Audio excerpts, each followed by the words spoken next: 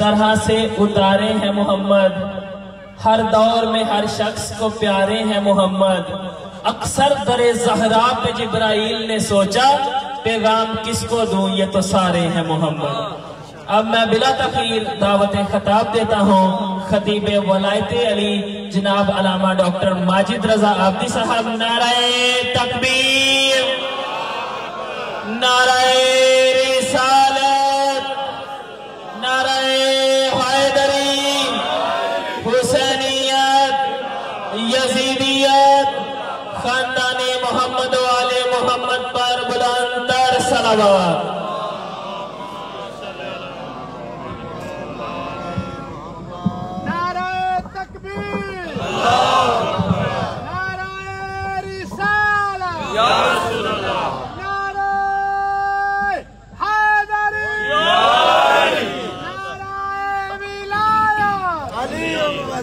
محمد والے محمد کی عظمت پر بلند تر صلوات۔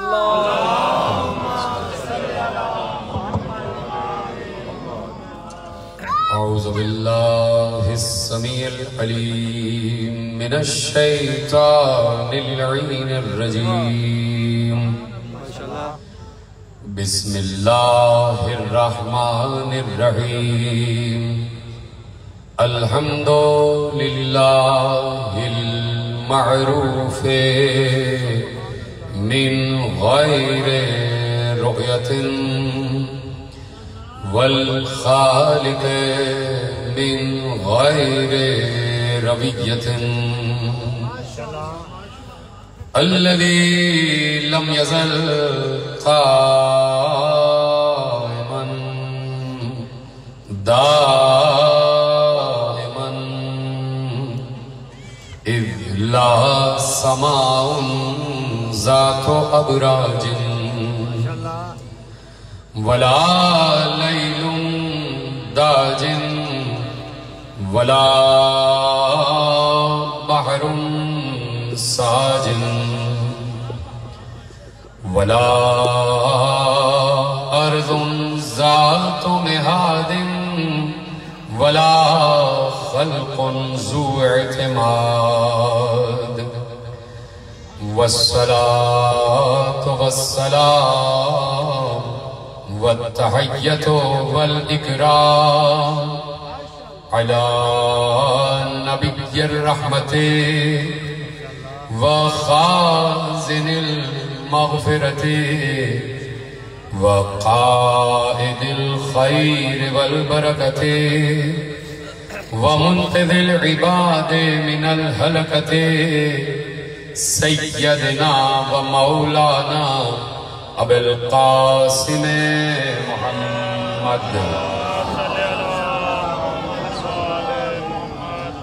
وأهل بيته الطيبين الطاهرين المعصومين المظلومين المنتخبين المنتجبين، الذين أذهب الله عنهم الرجس وطهرهم تطهيرا۔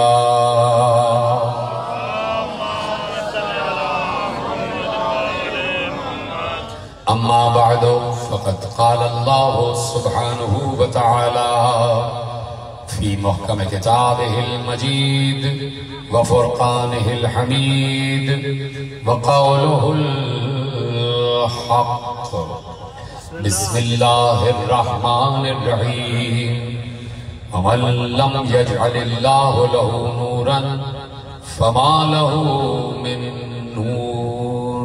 صلوات پڑھے محمد و آل محمد۔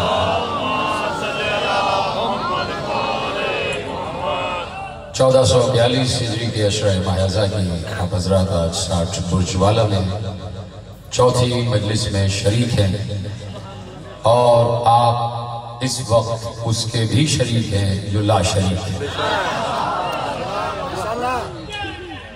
اس لیے کہ ہم وہی کام کر رہے ہیں جو عرش پر اللہ کر رہا ہے۔ پچھلے سال میں نے جملہ عرض کیا تھا کہ اللہ درود پڑھ رہا ہے اور ہر وقت پڑھ رہا ہے، وہ کسی وقت کا انتظار نہیں کرتا تو کیوں نہ کہہ دوں کہ وہ اس وقت بھی درود پڑھ رہا ہے اور ہم اس وقت درود پڑھ کر اس کے درود والے کام میں شریک ہو رہے ہیں۔ محمد کی عظمت پر بلند تر صلوات۔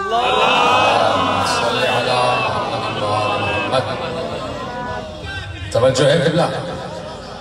تو درود بھی ایک نور ہے، درود بھی نور ہے، اور یہ درود نور لے کر آتا ہے، لیکن شرط یہ ہے کہ درود دم کٹا نہ پڑھا جائے، پورا پڑھا جائے۔ شرط کہ درود پورا پڑھا جائے۔ پیغمبر نے کہا درود بدرہ نہ پڑھنا۔ یہ علامہ راغب اصفہانی اپنی کتاب میں پیغمبر کا یہ جملہ انہوں نے درج کیا ہے، عالم اہل سنت ہیں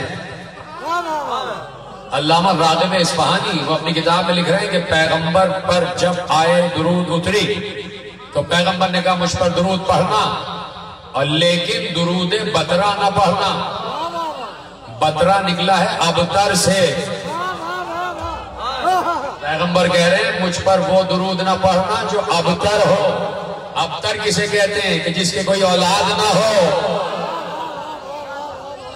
تو پیغمبر نے کہا مجھ پر درود بدرہ یعنی دم کٹا درود نہ پڑھنا۔ تو اصحاب نے پوچھا یا رسول اللہ پھر کیسے درود پڑھیں؟ کہا یہ نہ کہنا کہ اللہم صلی علی محمد، کہا یہاں نہ رک جانا، یہاں نہ رکنا۔ یا رسول اللہ کیسے پڑھیں؟ کہا پڑھو اللہم صلی علی محمد و آل محمد۔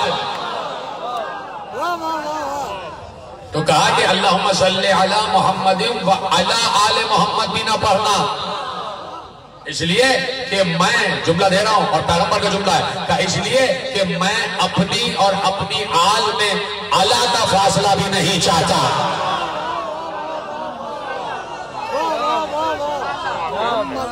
علی کا فاصلہ بھی نہیں چاہتا، اتنا متصل کر دو مجھے میری آل سے۔ تو درود بھی نور ہے، اس لیے کہ نور پر اترا ہے اور نور بن کر اترا ہے۔ درود بھی نور ہے اس لیے کہ نور مجسم کے لیے ہے، اور اللہ کہہ رہا ہے میں نور ہوں، نور پر درود پڑھ رہا ہوں۔ بولے نا ساتھ ساتھ، میں خود نور ہوں اور جس پر درود پڑھوں وہ بھی نور ہے، اور جو میرے ساتھ درود میں شامل ہو جائے چاہے تو دم کٹا پڑھ کے خاک رہ جائے، چاہے تو مکمل پڑھ کے نور بن جائے۔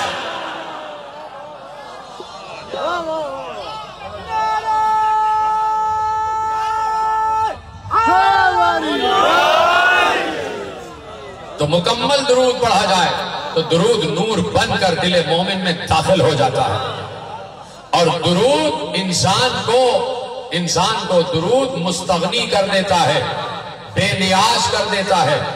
درود انسان کو نعمتیں عطا کرتا ہے، درود انسان کو رحمتیں عطا کرتا ہے، درود انسان کو اللہ کی طرف سے انعامات عطا کرتا ہے، درود بے لباس کو لباس دیتا ہے، درود بھوکے کو کھانا کھلاتا ہے، درود بے سکون کو سکون عطا کرتا ہے، درود بے گھر کو گھر عطا کرتا ہے، درود غریب کو امیر بناتا ہے، اور جو درود نہ پڑھے تو امیر غریب بھی ہو جاتا ہے۔ درود بھی نور ہے، اسی لیے ہمارا عنوان ہے انوار ایمان۔ تو جہاں جہاں ہمیں نور نظر آ رہا ہے ہم اس پر ڈسکس کر رہے ہیں، ہم اس پر باتیں کر رہے ہیں۔ درود ہے نور۔ میں نے کہا درود غریب کو امیر بناتا ہے، غریب کو امیر بناتا ہے، مفلس کو نادار کو، مفلس و نادار کو امیر بنا دیتا ہے، مفلس و نادار کو پیسے والا بنا دیتا ہے۔ دلیل دے رہا ہوں، قرآن میں سورہ میں ایک واقعہ موجود ہے کہ ایک نبی کے دور میں کسی قبیلے والے نے کسی قبیلے کے ایک فرد کو قتل کر دیا۔ کسی قبیلے والے نے دوسرے قبیلے کے ایک فرد کو قتل کر دیا۔ وہ والے قبیلے والے لڑنے آ گئے، کہا یا نبی اللہ ہم سے فیصلہ کروائیے، ہمارا فیصلہ کیجیے۔ ان کو یہ پتا تھا کہ فیصلہ نبی ہی سے کروایا جاتا ہے۔ کل کی تقریر یاد ہے، حتی یحکمو کا، ان کو پتا تھا کہ فیصلہ نبی ہی سے لینا چاہیے۔ جب اتنا بڑا عادل موجود ہے، جب اتنا بڑا منصف موجود ہے اور منصف بھی اللہ کا بنایا ہوا، تو اپنے بنائے ہوئے سے کیسے فیصلہ لے لیں؟ جب اللہ کا بنایا ہوا منصف و قاضی و حکم موجود ہے، تو قوم والے نبی کے پاس آ گئے۔ جناب موسیٰ کے دور کا واقعہ اور جناب صالح کے حوالے سے بھی قصص الانبیاء میں لکھا ہوا ہے، یا نبی اللہ، اس قبیلے والے نے ہمارے قبیلے کے فرد کا قتل کر دیا، یہ رہا لاشا، ہمیں انصاف چاہیے، ہمیں انصاف چاہیے۔ ان لوگوں نے مارا، انہوں نے کہا ہم نے نہیں مارا، انکار کیا انہوں نے، اور انہوں نے کہا تمہارے پاس کوئی ثبوت ہو تو لاؤ، کوئی ثبوت ہو تو لاؤ، اس لیے کہ بہت سارے لوگ جا رہے تھے اس وقت، نہ معلوم کس نے مار دیا۔ تو اب نبی اللہ نے اللہ سے رجوع کیا، نبی اللہ نے اللہ سے رجوع کیا، یعنی نبی کا مرجع ہے اللہ، نبی کا مرجع ہے اللہ، نبی اللہ کی طرف رجوع کرے، قوم نبی کی طرف رجوع کرے۔ کل کی تقریر یاد رہے، نبی اللہ کی طرف رجوع کرے اپنے فیصلوں کے لیے، اور امت نبی کی طرف اپنے فیصلوں کے لیے رجوع کرے۔ تو امت نے نبی کی طرف رجوع کیا، نبی نے اللہ کی طرف رجوع کیا، یا اللہ تو فیصلہ فرما، کون قاتل ہے؟ یہ وجہ بتاؤ کہ اللہ کو تو معلوم ہے نا کون قاتل ہے، معلوم ہے نا، بولو ہاں یا نہیں؟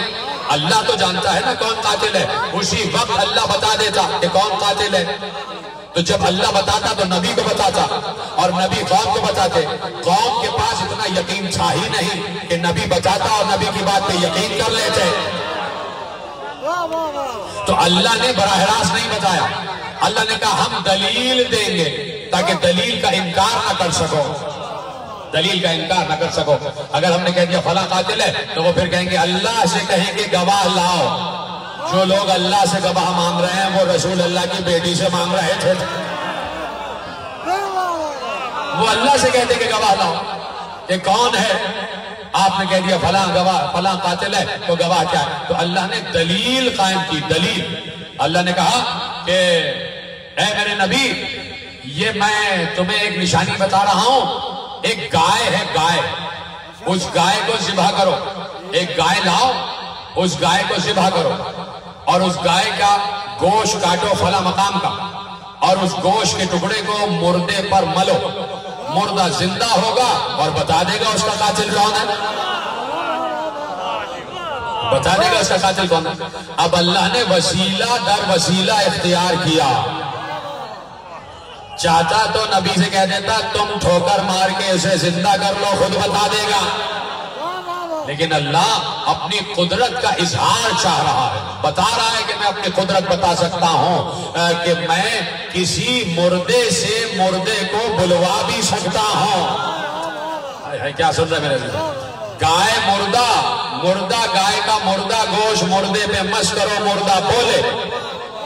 تو اللہ یہی تو بتانا چاہ رہا ہے کہ جب ماننے پہ آؤ تو مردہ گوشت سے مردہ مس ہو تو مردہ زندہ ہو جائے، یہ مان لو، اور جب نہ ماننے پہ آؤ تو علی ٹھوکر مار کے زندہ کرے، یہ نہیں مان رہے۔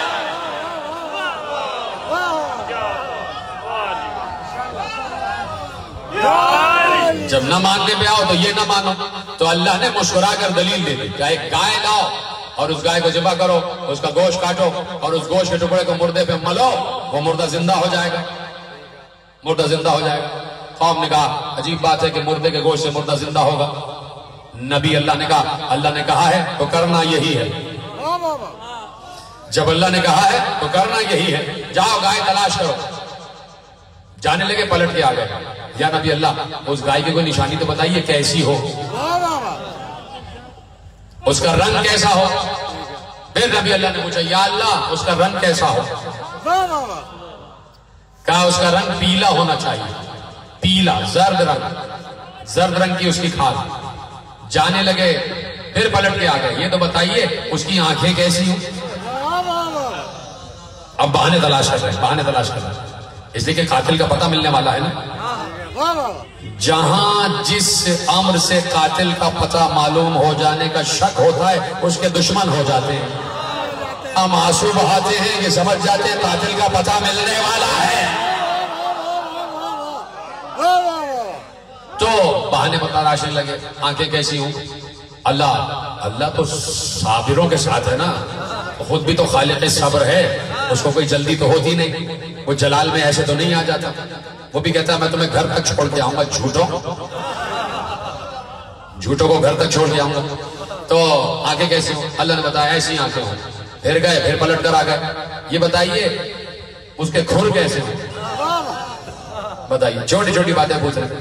پوری گائے کا نقشہ اللہ نے بتا دیا، آنکھیں ایسی، منہ ایسے، کان ایسے، جسم ایسا، شکم ایسا، دم ایسی، کھر ایسے، اور کھال کا رنگ یہ پورا۔ اب تو جاؤ، اب تو پوری گائے کا نقشہ مل گیا، اب تو جاؤ ڈھونڈ کے لاؤ، ادھر ادھر ادھر گئے، کہیں سے وہ گائے ملی نہیں۔ کسی کا پیلا رنگ ہے تو کسی کی آنکھیں ویسی نہیں ہیں، کسی کی آنکھیں ویسی ہیں تو کھر ویسے نہیں ہیں، کسی کے کھر ویسے ہیں تو دم ویسی نہیں ہے، جس کی دم ویسے ہیں، کسی کے کان ویسے نہیں، کوئی گائے مکمل نہیں اتر رہی۔ بڑی تلاش کے بعد آخر رات کے وقت کسی نے بتایا بھائی یہاں سے اتنے میل کے فاصلے پر ایک نوجوان رہتا ہے،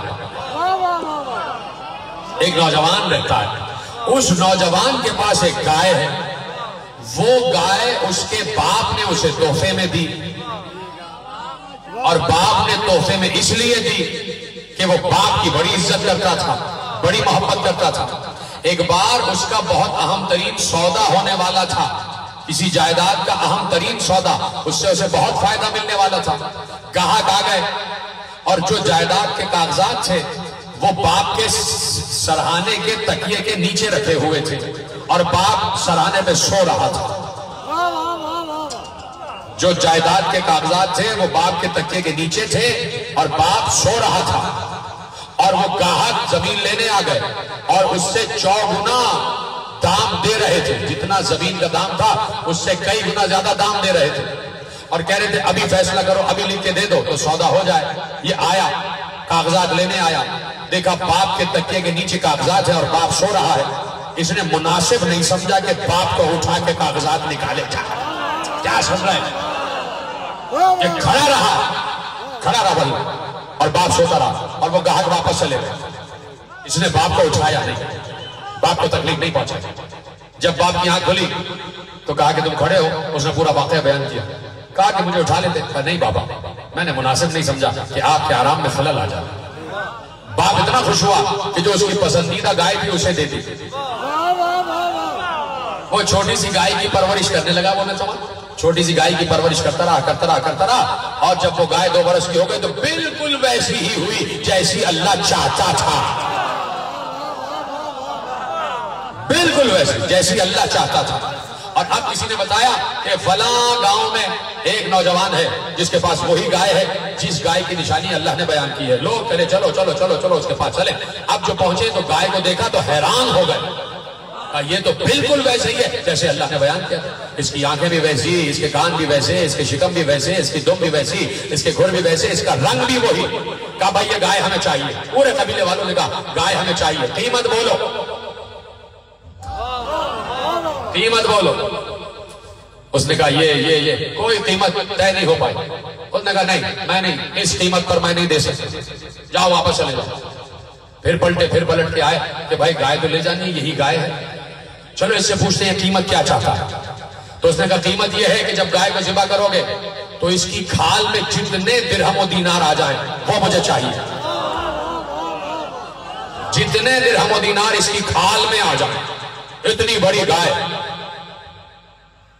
جتنے درہم و دینار اس کی کھال میں آ جائیں وہ سارے مجھے چاہیے۔ طے ہو گئی، قیمت طے ہو گئی، گائے کو ذبح کیا گیا اور اس کی کھال میں 50 لاکھ درہم و دینار آئے۔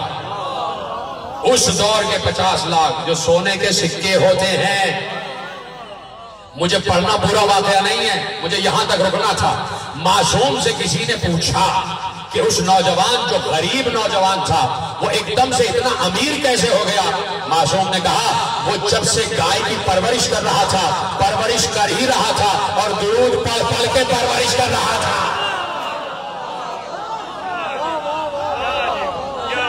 کہ مسلسل آل محمد پر درود پڑھتا تھا، اللہ نے اس درود کا اس کو صلہ یہ دیا کہ غریب تھا امیر ہو گئے۔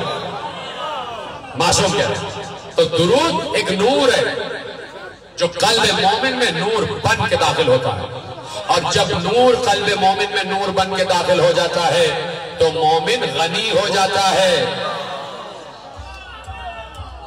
غنی کا مطلب یہ نہیں امیر، غنی کا مطلب دنیا اس کی نگاہ میں ہیچ ہو جاتی ہے، اور پھر دنیا کی طلب نہیں رکھتا. ارے بھائی جب اتنی قیمتی چیز آپ کے پاس آ جائے جسے نور کہتے ہیں تو اس کے آگے انسان کسی چھوٹی چیز کی کیا تمنا کرے گا، کیا طلب کرے گا، ہے کہ نہیں؟ تو اب اس لیے اللہ نے کہا کہ یہ درود وہ ہے جو میں پڑھ رہا ہوں، اور میں نور، تو نور پر درود، تو درود نور بن کر نور کی طرف منتقل ہوتا ہے. اس لیے کہا کہ صرف مجھ پر نہیں، میری آل پر بھی، میری آل پر درود ہونا چاہیے. اب آل کتنی اہم ہے؟ آل بھی اتنی نورانی جتنے محمد نورانی. سلامت رہے آپ جیسے سن رہے ہیں. آل کے پاس بھی اتنا ہی نور جتنا محمد کے پاس. میں یہ جملہ نہ کہتا اگر محمد نے یہ نہ کہا ہوتا کہ ہم سب کے سب محمد ہیں. تو جو نور ایک محمد کا وہ سارے محمدوں کے نور ہے کہ نہیں؟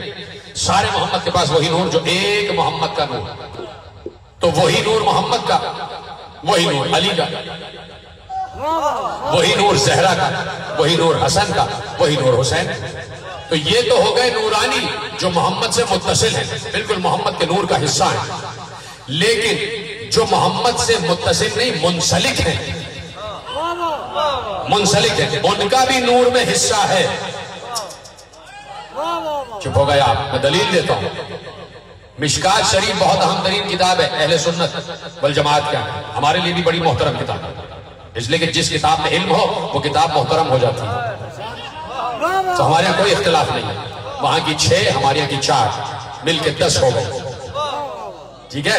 تو مشکات شریف باب مناقب اہل بیت میں ایک روایت لکھی ہوئی ہے، اجازت ہے کہ پڑھی جائے سب میرے ساتھ. باب مناقب اہل بیت میں ایک روایت لکھی ہے مشکات شریف، سیاہ ستہ کی اہم ترین کتاب. اور صاحب مشکات شریف لکھتے ہیں اور روایت سے، راویوں سے، انہوں نے سنا ان سے، انہوں نے سنا ان سے، انہوں نے سنا ان سے، اور انہوں نے کہا کہ میں رسول کی بزم میں بیٹھا ہوا تھا کہ ایسے میں رسول اللہ کے چچا حضرت عباس ابن عبد المطلب آ گئے.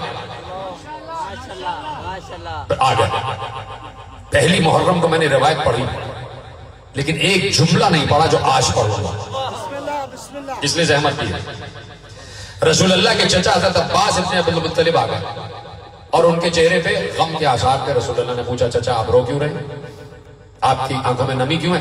کہا کہ یا رسول اللہ جب یہ قریش آپس میں ملتے ہیں تو بڑے مسکرا کے ملتے ہیں، اور جب ہم بنی ہاشم ان کے پاس آ جاتے ہیں تو ان کی جبینوں پہ بل آ جاتے ہیں،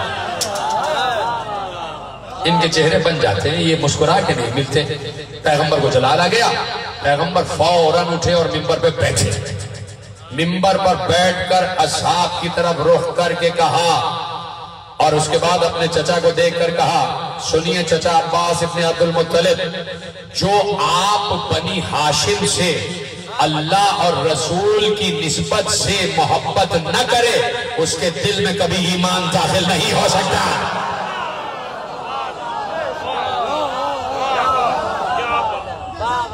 اہل سنت، امام اہل سنت مشکات شریف والے لکھ رہے ہیں کہ جو آپ سے اللہ اور اس کے رسول کی نسبت سے محبت نہ کرے اس کے دل میں ایمان داخل نہیں ہو سکتا. ختم ہو گئی بات، اب دیکھتے چلے جاؤ،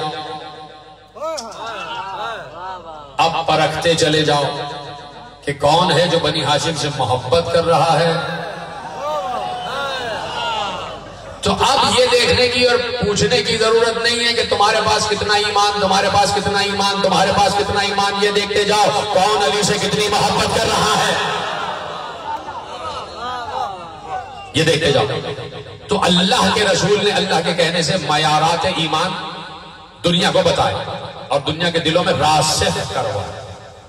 توجہ ہے، دنیا کے دلوں میں راسخ کروائے. اور اب جب درود ہے نا، درود کے ساتھ آل بھی ہے، تو آل کا مرتبہ کیا ہے، آل کا مرتبہ کیا ہے؟ تو مرتبہ یہ بتا دیا. توجہ،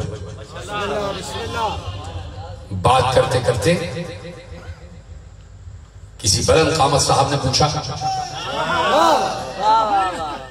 یاد ہے جو میں نے روایت پڑھی تھی کہ محشر میں نور کے منبروں پر بٹھایا جائے گا؟ پڑھی تھی روایت؟ اس کا آخری حصہ آج پڑھ رہا ہوں، تیار ہو سننے کے لیے؟ یہ بھی امام اہل سنت نے روایت لکھی، امام حاکم نیشہ پوری اپنے مستدرک میں روایت لکھی۔ انہوں نے کہا کہ وہ پوری روایت تو آپ کے ذہن میں ہے، وہ پڑھنا نہیں، کہ وہ نور کے منبروں پہ جو بیٹھیں گے وہ انبیاء ہوں گے۔ پیغمبر نے کہا ہوں گے، لیکن تم جو سمجھ رہے ہو وہ نہیں ہوں گے۔ یاد آ گیا؟ شہداء ہوں گے، کہا شہداء تو ہوں گے، لیکن جو تم سمجھ رہے ہو وہ نہیں ہوں گے۔ ہو گئی بات؟ اب جب روایت پوری ختم ہو گئی کہ وہ کون ہوں گے، کہا وہ علی کے شیعہ ہوں گے جو نور کے منبروں میں بٹھائے جائیں گے۔ اب پیغمبر نے کہا سنو، کون بلند ہوا ہے، کون سوال کر رہا ہے؟ بلند قامت کے ہیں وہ، ٹھیک ہے، وہ سوال کر رہے ہیں۔ کہا سنو، مخاطب کر کے کہا سنو، کہ جو مجھ سے محبت کا دعویٰ کرے لیکن علی کا دشمن ہو، سب سے بڑا جھوٹا ہے۔ ٹھیک ہے، یہاں تک بات آ گئی؟ اب کہا سنو، پہلے تو کہہ دیا جو علی کا دشمن ہو لیکن مجھ سے محبت کا دعویٰ کرے وہ جھوٹا ہے۔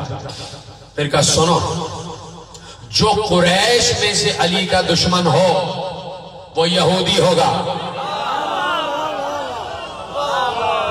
جو قریش میں سے یہودی علی کا دشمن ہو وہ یہودی ہوگا۔ جو عرب میں سے علی کا دشمن ہو اس کے نسب کا پتہ نہیں ہوگا،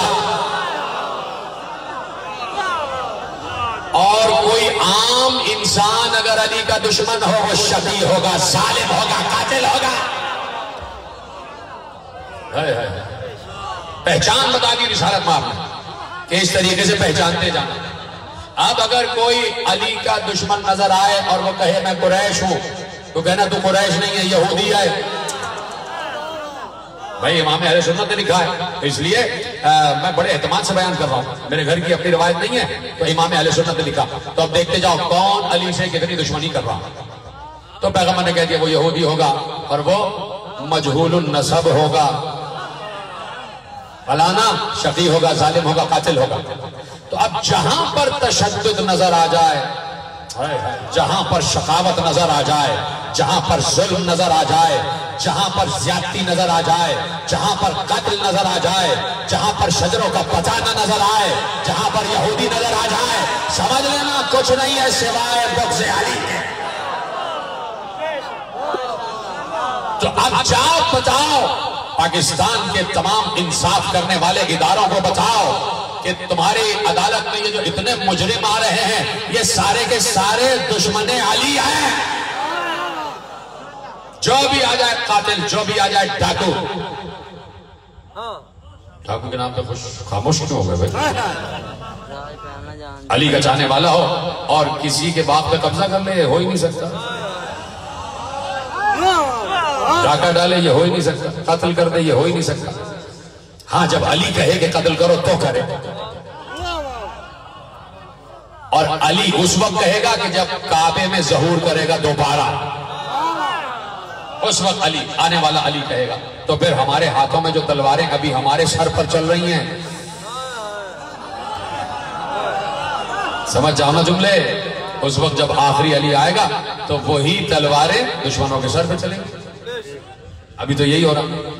تو اب جو درود جیسے نور میں شامل ہے اس کے فضائل بھی پیغمبر بتا رہے ہیں، ہے توجہ، اس کے فضائل بھی پیغمبر بتا رہے ہیں، اور عجیب فضیلتیں اور عجیب انداز سے فضیلتیں، یعنی انتظام فضیلت کا اللہ کرے اور بتائیں رسول اللہ۔ سننا لے کے آ گیا میں تم عجیب مقام پہ لے کے آ گیا۔ روایت لکھی اور عالم فقہ نے روایت لکھی، اور مصدق و مستند و موثق حوالوں سے روایت لکھی، کوئی حوالہ جھوٹا نہیں، کسی راوی میں کوئی ایسی بات نہیں کہ جو بلی کا باپ ہو جائے۔ ان راویوں کے سلسلے میں سب کے سب سچے راوی، اور امام مسلم اور امام بخاری کی شرائط پر پورے اترے ہوئے راوی، ایسے سچے راویوں نے روایت لکھوا دی۔ اور میرے یہاں کے عالم وقت نے القطرہ میں روایت لکھ دی، وہاں سے روایت آپ کے حوالے کر رہا ہوں کہ اصحاب کہتے ہیں کہ ایک مرتبہ مسجد نبوی میں ہم نماز پڑھ رہے تھے اور پیغمبر نماز پڑھا رہے تھے. وقت ہے نا میرے پاس بھی ہے, آپ کے پاس بھی ہے نا, پڑھوں نا, اجازت ہے. کہا کہ ہم نماز پڑھ رہے تھے اور رسول اللہ کا رسول نماز پڑھا رہا تھا. ایسے میں پہلی رکعت اور پہلی رکعت کا رکوع, رسول اللہ رکوع میں گئے, پوری جماعت رکوع میں. فطال الرکوع, پیغمبر نے رکوع کو طویل کیا. قصہ کہانی نہیں ہے, اب فضیلت آ رہی ہے. فطال الرکوع, پیغمبر نے رکوع کو طویل کیا. حتی ظننا ان نزل علیہ الوحی, ہمیں یہ گمان ہوا کہ شاید اس وقت پیغمبر پر وحی نازل ہو رہی ہے. پیغمبر نے رکوع کو طویل کیا تو ہم سمجھے کہ اس وقت پیغمبر پر وحی نازل ہو رہی ہے, اس لیے رکوع طویل ہو گیا. بار بار کہہ رہے ہیں سبحان ربی العظیم و بحمدہ, سبحان ربی العظیم و بحمدہ, سبحان ربی العظیم و بحمدہ, سبحان ربی العظیم و بحمدہ. بار بار اللہ کی حمد اور اس کی عظمت بیان کر رہے ہیں اور طویل ہو گیا رکوع. اصحاب نے کہا ہم سمجھے کہ وحی کا نزول ہو رہا ہے. اس کا مطلب ہے کہ اگر پیغمبر کا رکوع طویل ہو جائے تب بھی وحی ہوتی ہے, جب سجدہ طویل ہو جائے تب بھی وحی ہوتی ہے. فطال الرکوع, پیغمبر نے رکوع کو طویل کیا. حتی ظننا ان نزل علیہ الوحی, ہم سمجھے, ہمیں گمان ہوا کہ وحی کا نزول ہو رہا. اور ایسے میں رکوع تمام ہو گیا اور اس کے بعد نماز بھی تمام ہو گئی. اور جیسے ہی نماز تمام ہوئی, توجہ, جیسے ہی نماز تمام ہوئی, ایک بار پیغمبر نے پیچھے مڑ کے کہا این علی, علی کہاں ہے؟ این علی, علی کہاں ہے؟ پچھلی سب سے بالکل علی آگے بڑھ کے آئے, یا رسول اللہ میں حاضر ہوں. کہا یا علی, نماز میں شامل ہونے میں آپ کو دیر کیوں ہوئی؟ نماز میں شامل ہونے میں آپ کو دیر کیوں ہوئی؟ علی نے کہا یا رسول اللہ, آپ کا جو مکبر ہے اس نے آج اقامت جلدی کہہ دی. اقامت مکبر نے جلدی کہہ دی اور ابھی میں وضو نہیں کیے ہوئے تھا. جیسے ہی مجھے اقامت کے پہلا جملہ میرے ذہن میں, میرے کان میں ٹکرایا اللہ اکبر کا, تو فوراً میں نے کہا کوئی کنیز یا کوئی غلام ہے جو میرے لیے وضو کا پانی لے کے آئے. کہیں سے کوئی آواز نہ آئی. اس سے پہلے کہ میں اٹھتا, میرے دروازے سے 3 لوگ اندر داخل ہوئے. ایک کے ہاتھ میں تولیہ تھا, ایک کے ہاتھ میں لوٹا تھا, ایک کے ہاتھ میں تشت تھا.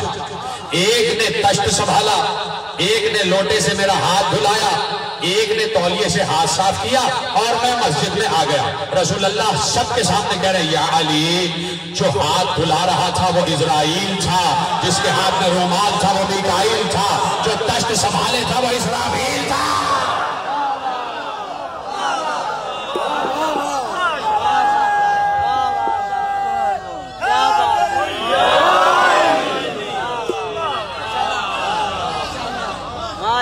ابھی تو بات ہی نہیں کی, یہ تو آپ خوش ہو گئے. کہا جو ہاتھ دھلا رہا تھا وہ اسرائیل تھا, جو تشت سنبھالے تھا وہ میکائیل تھا, جو رومال پکڑے تھا وہ اسرافیل تھا.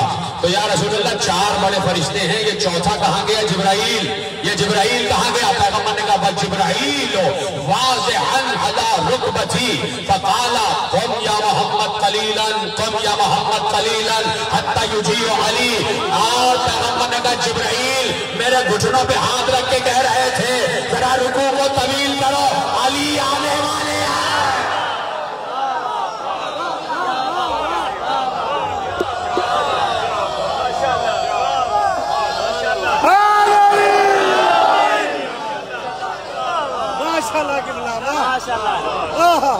بلند آواز سے صلوات تو پڑھے نا محمد و آل محمد.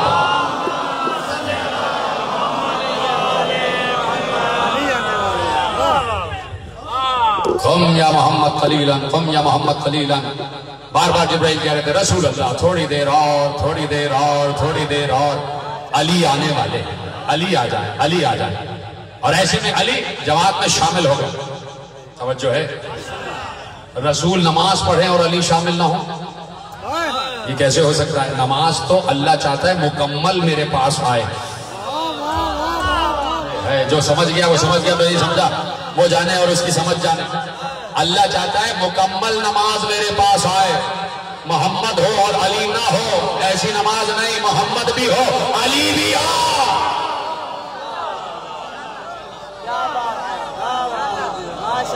سمجھ جو ہے نا آپ کی. تو عزیزو یہ نور محبت علی کوئی معمولی نور نہیں ہے.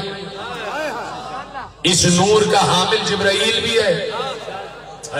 اس نور کا حامل جبرائیل بھی ہے. اس نور کے حامل اسرافیل بھی ہیں. اس نور کا حامل میکائیل بھی ہے. ایک ہی تو رہ گیا. اس نور کا حامل اسرائیل بھی ہے. اور اسرائیل موت کا فرشتہ ہے. اسرائیل موت کا فرشتہ اور موت کا فرشتہ نور محبت علی کا حامل ہے. میں اور آپ دوست ہیں اور خدا ہماری دوستی کو سلامت رکھے. دوستی کی بنیاد نہ درہم ہے نہ دینار ہے نہ ملک ہے نہ مال ہے نہ باغ ہے نہ جائیداد ہے. دوستی کی بنیاد محبت علی ہے کہ نہیں ہے؟ اب میری اور آپ کی کہیں ملاقات ہو گئی اور میں خدا نہ خواستہ کسی پریشانی میں ہوں یا آپ خدا نہ خواستہ کسی پریشانی میں تو فوراً میرے دل میں آ گیا یہ محبت علی والا. محبت علی والا یار اس کا ساتھ دینا. بتائیے کیا کیا جا سکتا ہے آپ کے لیے؟ بھائی دیکھو یہ کام کر دو یہ کام کر دو. ہاں بھائی ٹھیک ہے ہم جو ہم کر سکتے ہیں آپ کے لیے کریں گے. یعنی کبھی کبھار یہ بھی ہو سکتا ہے کہ بھائی ہم آپ نے کسی کام کو آ نہیں سکتے لیکن یہ بھی کر سکتے ہیں کہ ہم آپ کو کسی مشکل میں نہ دیکھیں. آپ کی پریشانی میں اضافہ نہیں کریں گے یعنی آپ کو پریشان نہیں کریں گے. تو علی والے کا یہ تعلق ہوتا ہے دونوں کے دل میں محبت علی. اور کبھی علی والے مل گئے گھر پہ آ گئے بھائی کیا ضرورت ہے بتائیے کچھ کھانا پینا یہ وہ چائے پئیں گے یا یہ سب ہے کہ نہیں. ایک دوسرے سے کیوں تعلق ہے؟ نور محبت علی. تو جہاں نور محبت علی والے دو لوگ مل جاتے ہیں ایک دوسرے کا خیال کرتے ہیں ختم ہو گئی بات. اسرائیل کے دل میں بھی نور محبت علی مومن کے دل میں بھی نور محبت علی. جب دو محبت علی والے ملتے ہیں تو اسرائیل خود ہی پوچھ لیتا ہے جانا ہے یا رکنا ہے. یہ اپنی طرف سے نہیں معصوم کا قول ہے بھائی کہ پوچھا جاتا ہے مومن سے کہ جانا ہے یا مزید رکنا ہے. یقین کرو بھائی کہاں بیٹھے ہو. معصوم کہہ رہے کہ مومن سے وقت نزع جب اس کی روح نکلنے کا وقت آتا ہے تو ملک پوچھتا ہے کہ جانا ہے یا رکنا ہے. آپ کہیں گے کہ بھی بہت سے مومن چلے جاتے ہیں اس لیے کہ دل میں خواہش تو ہوتی ہے کہ تھوڑی سی عمر اور بڑھ جائے تھوڑی سی عمر اور بڑھ جائے. یہ ابھی خواہش ہوتی ہے کہ تھوڑی سی عمر بڑھ جائے مزید کچھ کام کر لیں بچوں کے لیے کچھ کر جائیں کچھ پڑھ لیں گے کچھ لکھ لیں گے تھوڑی عمر بڑھ جائے. یہی ہوتا ہے نا. لیکن بہت سے لوگ چلے جاتے ہیں وہ مومن بھی ہوتے ہیں اور ملک الموت پوچھ رہا ہے رکنا ہے جانا. تو اس وقت کوئی کیوں نہیں کہتا کہ رکنا ہے. ابھی بھی اس وقت خدا نہ خواستہ کہیں پر تمہارے گھر میں کوئی بیمار ہے نا اسے کان میں جا کے کہو کہ مولا سے مولا علی سے اور امام زمانہ سے کہے مولا مجھے ابھی رکنا ہے میں ابھی جانا نہیں چاہتا. میں بڑے راز کی بات بتا رہا ہوں. یہ راز کہیں لکھا نہیں ہے. یہ راز براہ راست مجھ پر القا ہوا ہے. میں صحیح بتا رہا ہوں بالکل سچ بتا رہا ہوں کہ کوئی بیمار کہیں ہو نا مومن اس سے کہو جا کے کہ اپنے امام زمانہ سے توسل کرو تنہائی میں ان سے بات کرو رو رو کہ یا صاحب زمان یا صاحب زمان یا صاحب زمان کہہ کے کہو مولا میں ابھی نہیں جانا چاہتا ابھی میں اس دنیا میں رہنا چاہتا ہوں. اس کی بیماری صحت میں بدل جائے گی. اس کی بیماری صحت میں بدل جائے گی. اب وہ کون ہوتے جو چلے گئے؟ بعض جوان چلے جاتے ہیں بعض بزرگ جاتے ہیں. تو کیا ان سے نہیں پوچھتا؟ ان سے بھی پوچھتا. تو پھر کیوں چلے گئے؟ چلے اس لیے گئے ذہین مجمع بیٹھا ہوا ہے. علی نے کہا تھا کوئی اس وقت تک نہیں مرے گا جب تک مجھے دیکھ نہ لے.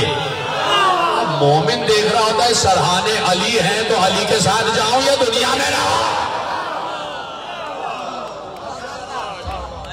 کیا سنایا کیسے سنا؟ خدا آپ کو سلامت رکھے. میں آپ کو داد دے رہا ہوں جیسے آپ سن رہے ہیں.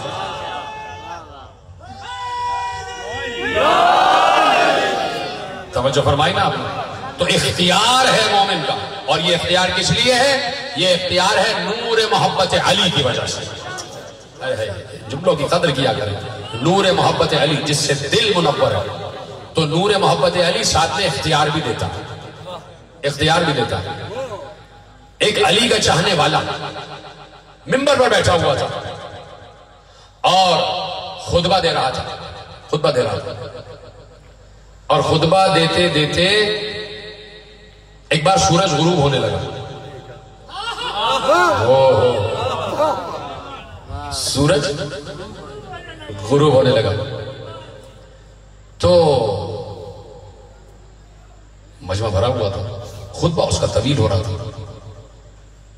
اس نے کہا کہ اے سورج رک جا، میں علی کی فضیلت بیان کر رہا ہوں.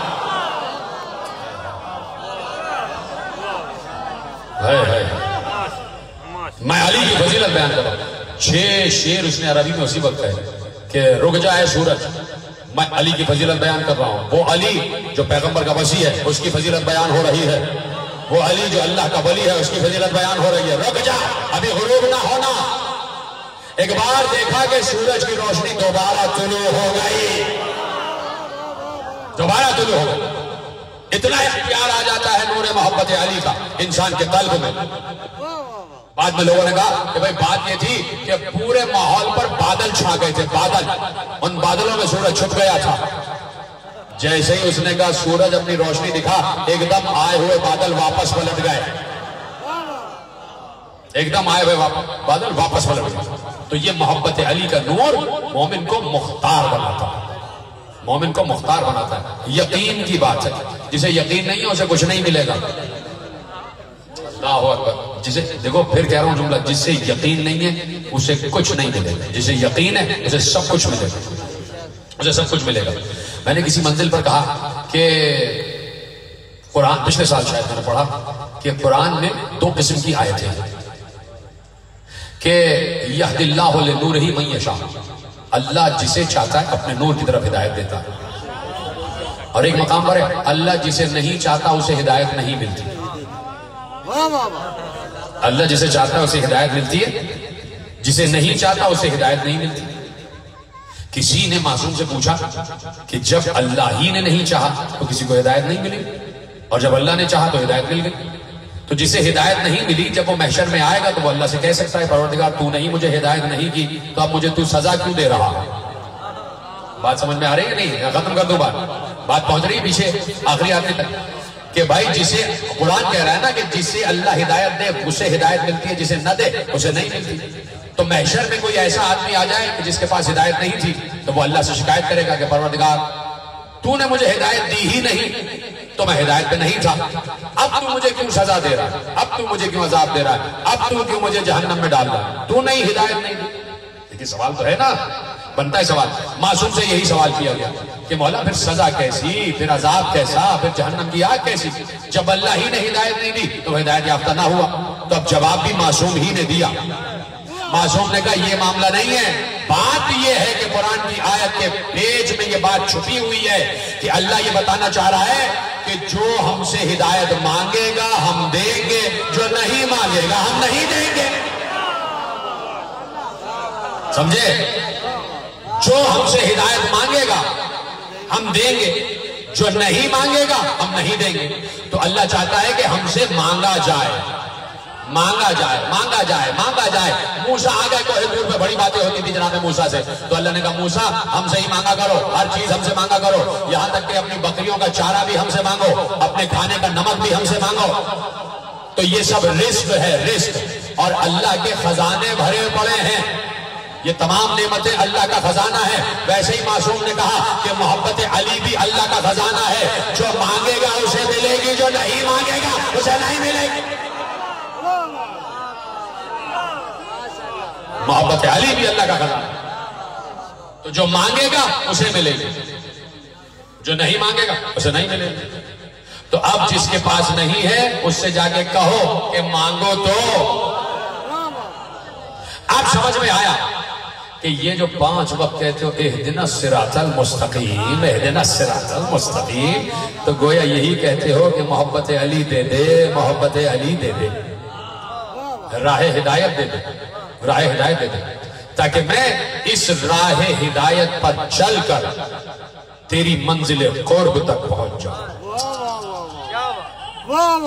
میں ہر جگہ اتنے سجے ہوئے جملے کہتا نہیں ہوں، کم مقامات پر اور آپ کے حوالے کر دیں. تاکہ میں راہ ہدایت پر چل کر تیری منزل قرب پر پہنچ جاؤں۔ تو اللہ کے قرب کا راستہ ہے نا، راستہ کسی منزل تک پہنچائے، تو اللہ کے قریب، دیکھیں بڑی آسان بات ہے، کوئی مشکل بات نہیں ہے، سب کے سمجھ میں آئی ہے اور آسانی سے کہہ رہا ہوں، لیکن آپ آسانی سے نہ سنیے گا۔ اللہ کے قریب وہی پہنچائے گا جو اللہ کے قریب ہوگا۔ اب تلاش کرو اللہ کے قریب ہے کون، تلاش کرو اللہ کے قریب ہے کون، آخری جملہ فضائل کے اعتبار سے تلاش کرو اللہ کے قریب ہے کون، اللہ کے قریب ہے کون۔ ایک بندہ اللہ کے اتنا قریب پہنچا کہ کعبہ قوسین تک پہنچ گیا کہ اب تو معبود میں اتنا فاصلہ تھا کہ کچھ بھی فاصلہ نہ تھا، اور جب اسی بندے نے پردہ ہٹایا تو مسکرا دیا کہ جسے زمین پر چھوڑ کر آ رہا ہو پہلے سے معراج پر ہے۔ تو جو اللہ کے قریب ہے اس کے قریب جاؤ، محمد کے قریب آؤ کہ محمد اتنا قریب ہے کہ جتنا قریب اللہ سے کوئی ہے ہی نہیں۔ کعبہ قوسین کی منزل پر یا محمد ہے یا علی ہے، یا محمد ہے یا علی، اور محمد و علی کا ایک ساتھ ہونا واجب ہے، اس لیے کہ دونوں ایک ہی نور سے تو بنے ہیں، دونوں ایک نور سے بنے۔ تو جب ایک نور سے بنے ہیں تو سفر بھی ایک ہے، حضر بھی ایک ہے، قیام بھی ایک ہے، زمان بھی ایک ہے، مکان بھی ایک ہے، قول بھی ایک ہے، فعل بھی ایک ہے، نام بھی ایک ہے، اور سب کے سب محمد ہے نا۔ تو علی بھی اپنے دور کا محمد، حسن بھی اپنے دور کا محمد، اور حسین بھی اپنے دور کا محمد۔ تو یہ کربلا میں حسین نہیں آئے، یہ محمد کے قدم آ گئے کربلا میں، محمد کے قدم کربلا میں آ گئے، اور محمد نے حسین کی صورت میں کربلا کو سجا کر اللہ کی بارگاہ میں پیش کیا، اور برسا برس سے گھر میں کربلا کی تیاریاں ہو رہی تھی۔ حسن مجتبیٰ نے قاسم مانگا کربلا کے لیے، زینب نے اون و محمد مانگے کربلا کے لیے، زینب نے اون و محمد مانگے کربلا کے لیے کہ ہماری قربانیاں ہونی چاہیے، اجرکم علی اللہ۔ جو گریہ کر رہے ہیں وہ شہزادی کی نگاہ میں ہیں، یقیناً ابھی آپ سب گریہ کریں گے، جو گریہ جانتے ہیں جانتے ہیں، جو نہیں جانتے بس ان سے التماس یہی ہے کہ ذرا سی گردن جھکا لیا کریں، تاکہ دنیا کو بتائیں کہ ہم انسان ہیں، ہم کسی کی محبت پر خوش، کسی کی مصیبت پر خوش نہیں ہوتے، ہم کسی کی مصیبت پر غمزدہ ہو جاتے ہیں۔ آج تم سنتے ہو کہیں میڈیا پر پاکستان میں دیکھتے ہو کہ کہیں ظلم ہو گیا تو تمہیں افسردگی تو ہوتی ہے نا، لیکن کربلا سے بڑا ظلم تو کہیں پر نہیں ہوا، جیسا ظلم کربلا میں ہو گیا ویسا تو کہیں نہیں ہوا۔ تو اب زینب نے اون و محمد مانگ لیے، اور اللہ نے اون و محمد زینب کو دے دیے، عبداللہ ابن جعفر اور بی بی زینب، ان کے دو لال اون اور محمد، ایک 9 برس کا ایک 10 برس کا بچہ، چھوٹے چھوٹے بچے، اور حمزہ و جعفر کی یادگار، حیدر کرار کی یادگار، حیدر کرار کے نواسے، جعفر طیار کے پوتے۔ بی بی زینب جب بھی بچوں کو رات کو سلاتی تھی تو لوری میں کچھ اور نہیں بلکہ موتا کے اور خندق و خیبر کے قصے سناتی تھی۔ اون محمد، تمہارا نانا خندق میں اور خیبر میں ایسے لڑا تھا، تمہارا دادا جنگ موتا میں ایسے لڑا تھا، تمہارے دادا جعفر طیار کے ہاتھ کٹ گئے تھے اور اللہ نے انہیں جنت میں 2 پر عنایت فرمائے ہیں۔ تو بس بی بی اس طرح بچوں کو اپنے دادا اور نانا کی جنگوں کے قصے سنا کر بہادری کا سبق دیا کرتی تھی، اور جب بچے نانا اور دادا کی جنگ کے قصے سنتے تو ان کے بازوؤں کی مچھلیاں پھڑکنے لگ جاتی کہ کبھی ہمیں بھی تو موقع ملے تو ہم بتائیں گے کہ ہم جعفر کی یادگار ہیں، ہم حیدر کی یادگار ہیں۔ اور وہ موقع آ گیا کہ جب 28 رجب کو زینب چلی ہیں تو اپنے شوہر سے اجازت لے کے چلی تھی، لیکن بی بی فضہ روایت کرتی ہیں ابھی قافلہ 2 قدم آگے بڑھا تھا کہ کسی کنیز نے محلے سے آ کر کہا کہ بی بی رک جائیے، اس لیے کہ آپ کے شوہر آ رہے ہیں، آپ کے شوہر عبداللہ ابن جعفر آ رہے ہیں۔ بی بی کا دل دھک سے ہو کر رہ گیا کہ کہیں ایسا تو نہیں کہ میرا شوہر مجھے روک لے، اس لیے کہ شریعت کی روح سے شوہر کا حکم ماننا زوجہ پر واجب ہے۔ تو کہا کہ شریعت کے حکم سے یہ ہے تو ایسا نہ ہو کہ عبداللہ ابن جعفر مجھے روک لیں۔ بی بی رک گئی، नाके को बिछाया गया, पर्दा लगाया गया। अब्दुल्ला इब्न जाफर आ गए। बीबी ने कहा, अब्दुल्ला अभी तो रुखसत हो गए थे, आपने इजाजत दे दीजिए, अब क्यों आना हुआ, कैसे आना हुआ? अब्दुल्ला ने कहा, बीबी बात यह है कि मैं साथ नहीं जा पा, इसलिए कि इमाम वक्त इमाम हुसैन ने मुझे जंग से रोक दिया है। मेरी बीमारी की वजह से मुझ पर जंग साकित है। अगर मैं सेहतमंद होता और हुक्म इमाम होता तो मैं भी साथ जा रहा होता। ए बिन्ते अली, मैं रोकने के लिए नहीं आया। कहा, अब्दुल्ला फिर किस लिए आए हो? अब्दुल्ला ने रोते हुए पसे पुष्ट हाथ डाला, एक तरफ से औन, एक तरफ से मोहम्मद। कहा, बीबी करबला में जब कुर्बानियों का वक्त आ जाए तो औन को मेरी तरफ से, मोहम्मद को अपनी तरफ से। अजरकुम अल्लाह। यही अली की बेटी के पेटों पर रोने का हक है। ये तुम्हारे पुरसे की आवाजें बीबी ज़ैनब के कान तक पहुंच जाएं, शाम तक पहुंच जाएं, दमिश्क तक पहुंच जाएं। एक बार ज़ैनब खुश हो गई, हाथ दुआ के लिए उठाए, अब्दुल्ला खुदा तुम्हें खुश रखे, तुमने मुझे मेरी माँ फातिमा ज़हरा के सामने सुरखरू कर दिया, अब मैं अपनी कुर्बानियां लेकर जाऊंगी। खत्म हो गई तकरीर। आ गया आशूर का दिन, आ गया आशूर का दिन। कुर्बानियों पे कुर्बानियां होने लगी और मोहम्मद को इजाजत न मिली। बार बार कहते थे, तुम मेरे भांजे हो, ज़ैनब की यादगार हो, मैं तुम्हें अपने सामने शहीद होता नहीं देख सकता। हाँ, ज़ैनब ने पूछा, बच्चों क्या हुआ? कहा, अम्मा मामू इजाजत नहीं दे रहे, मामू इजाजत नहीं दे रहे। अब ज़ैनब क्या करे, कैसे इजाजत मिले? लेकिन मिजाज शना से इमामत है तो कुछ जहन में आया। कहा, आओ मोहम्मद आओ। अब माँ इजाजत दिलवाएगी, अब माँ इजाजत दिलवाएगी। और मोहम्मद का हाथ पकड़ा। हुसैन जिस ख़ैमे में बैठे थे, ज़ैनब उस ख़ैमे में आ गई। हुसैन अल्लाह से कुछ राज़ नियाज़ कर रहे थे। एक बार जब ज़ैनब ख़ैमे हुसैन में आई तो भाई से कुछ नहीं कहा, बल्कि दोनों बच्चों का हाथ पकड़कर हुसैन का तवाफ, हुसैन के साथ चक्कर, और बार बार हुसैन का क्या गिरिया कर रहे हो? यही हक है नौजवान दोस्तों, ऐसे ही सीने पे हाथ, सर पे हाथ मारो, 7 चक्कर लगाए। हुसैन ने कहा, ज़ैनब ये क्या कर रही हो? ज़ैनब ने जब 7 चक्कर लगा लिए तो अब रो कर कहा, भैया मैंने अम्मा से सुना है जब कोई मुसीबत आती है तो सदका दिया जाता है। अरे इससे बड़ी क्या मुसीबत होगी? मैंने आना मोहम्मद को तुम पर से सदका। हाँ हाँ हाँ हाँ, ऐसे गिरिया कर लो, ऐसे गिरिया कर लो। क्या मजलिस हो रही है, क्या तारीखी मसाइब हो रहे हैं? यकीनन सवारी आई हुई है, यकीनन करबला वाले आए हुए हैं। कहा, भैया सदका कर दिया। और सुनो भैया, सुनो भैया, मेरी अम्मा ने मुझे ये भी बताया है कि सदके को ज्यादा देर घर में नहीं रखा जाता, सदके को ज्यादा देर घर में नहीं रखा जाता। भैया जाने दो, भैया जाने दो। कहा, ज़ैनब अब तुमने हक की कसम दी, अब हम न रुक पाएंगे। अब्बास आ जाओ, अब्बास आ जाओ। अब्बास तुम्हारे शागिर्द जा रहे हैं, तुम्हारे शागिर्द जा रहे हैं। एक भाई को अब्बास ने तैयार किया, एक भाई को हुसैन ने तैयार किया। एक बार ज़ैनब ने कहा, शहजादों जरा एक पल के लिए मेरी बात सुनते जाओ। दोनों शहजादे हाथ जोड़कर माँ की खिदमत में आए। जी मादर गिरामी फरमाइए। कहा, शहजादों तुम्हें पता है ना कि तुम हैदर कर्रार के नवासे हो, जाफर तैयार के पोते हो। बेटे मैं चाहती हूँ मेरे दूध की तासीर दिखाना, बेटे जंग खंदक की याद दिलाना, जंग खैबर की, जंग माता की याद दिलाना।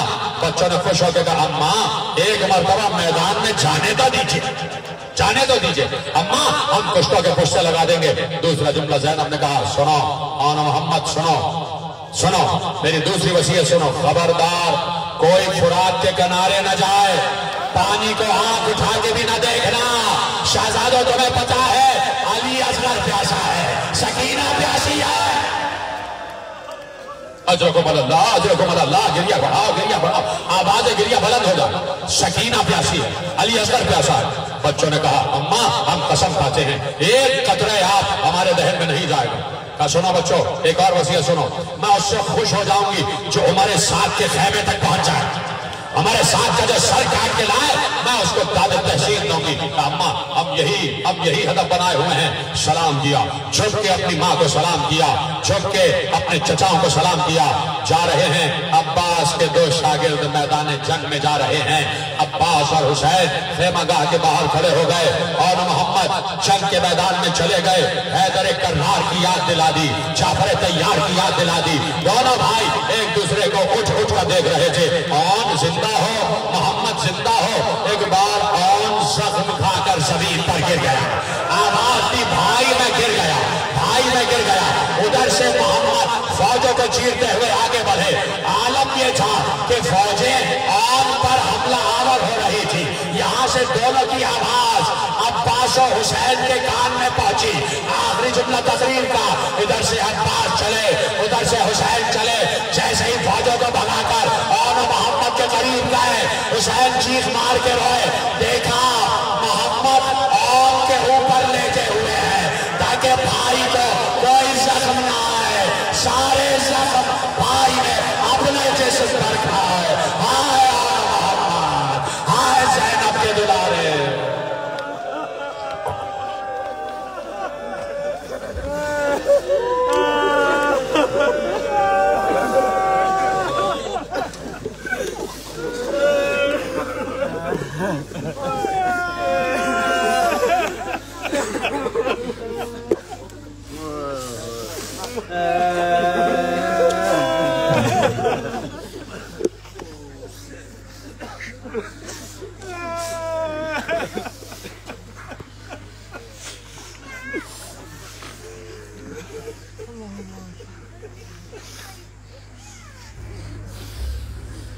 بارگاہ دیگر بلندتر صلوات.